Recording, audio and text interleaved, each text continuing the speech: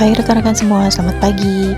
Pada kesempatan kali ini saya akan berbagi mengenai cara pengisian LK2.3 Rencana Aksi pada pendalaman materi PPG dalam jabatan kategori 1 gelombang 3 tahun 2024 ini. Jadi LK2.3 ini merupakan kelanjutan dari tugas rekan-rekan sebelumnya ya, di mana pada LK2.2 sebelumnya rekan-rekan membahas mengenai penentuan solusi dari permasalahan yang diidentifikasi.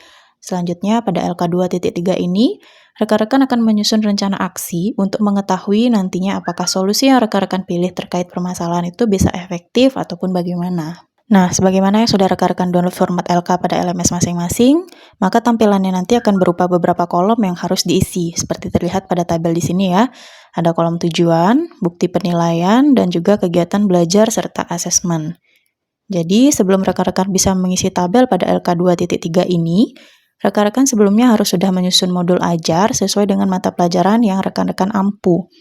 Setelah modul ajar rampung, baru nanti rekan-rekan bisa mengisi kolom-kolom pada tabel ini dengan berpanduan pada modul ajar yang sudah disusun sebelumnya. Oke, saya jelaskan satu persatu dulu ya untuk masing-masing kolom ini.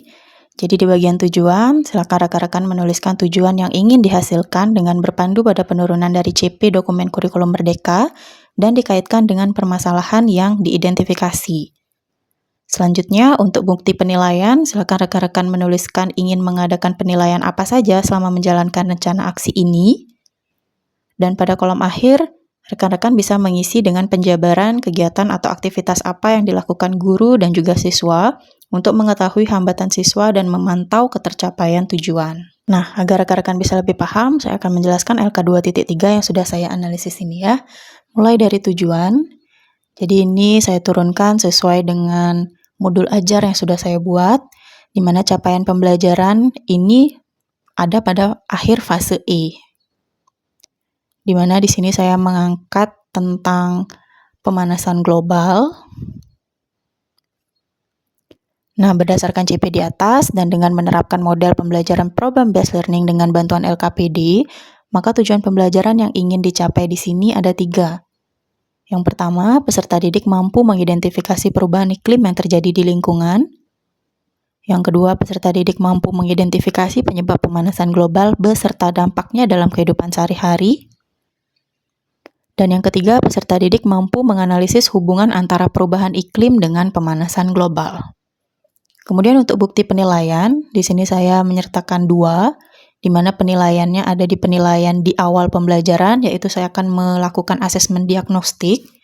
Jadi asesmen diagnostiknya saya gunakan untuk mengetahui bagaimana situasi dari peserta didik itu sendiri. Jadi apakah peserta didik ada yang dalam keadaan marah, senang, atau sedih. Jadi itu nanti untuk mengetahui suasana hati dari peserta didik itu saja. Kemudian setelah itu nanti akan ada asesmen formatif, di mana terdiri dari observasi sikap peserta didik dalam pembelajaran. Kemudian ada penilaian keterampilan presentasi, penilaian LKPD, dan terakhir nanti ada penilaian untuk pertanyaan terbuka. Nah, nanti untuk di kegiatan belajar dan asesmen formatifnya ini silakan disesuaikan dengan langkah-langkah dari modul ajar yang sudah rekan-rekan susun sebelumnya. Jadi di sini tinggal di copy paste saja. Rekan-rekan mulai dari pendahuluan terlebih dahulu di sini. Kemudian dilanjutkan dengan kegiatan inti. Dan terakhir ada penutup. Jadi ini menyesuaikan dengan penentuan solusi yang sudah rekan-rekan pilih sebelumnya ya. Nah, jika rekan-rekan sudah selesai mengisi semua kolom ini, maka silakan rekan-rekan menyertakan juga modul ajar yang sudah rekan-rekan susun di bagian bawah. Jadi untuk memudahkan rekan-rekan nanti dalam presentasi jika dosen ada bertanya mengenai modul ajar yang sudah rekan-rekan susun. Oke, sekian dulu pembahasan saya mengenai LK2.3 yaitu tentang rencana aksi. Semoga apa yang saya sampaikan bisa membantu rekan-rekan semua yang sedang mengikuti PPG dalam jabatan. Jangan lupa subscribe dan like ya rekan-rekan. Jika ada yang ingin ditanya bisa melalui kolom komentar. Sampai jumpa di video selanjutnya. Terima kasih.